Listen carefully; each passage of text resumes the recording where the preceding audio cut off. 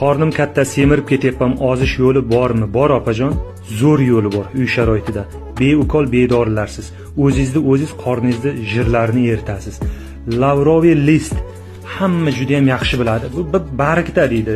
Bu agar bargda foydali xususiyatlarini bilsangiz, ichganingiz faqat mana shu bargda choyi bo'ladi. Nima qilamiz? Bir pachkasi 1 somon turadi. O'zbekistonda 1000 so'm turadi. İçidan 20-30 ta barg chiqadi.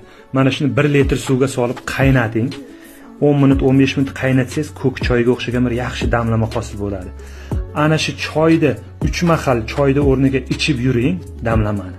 Ovqatdan keyin to'q qoringa ichib yuring.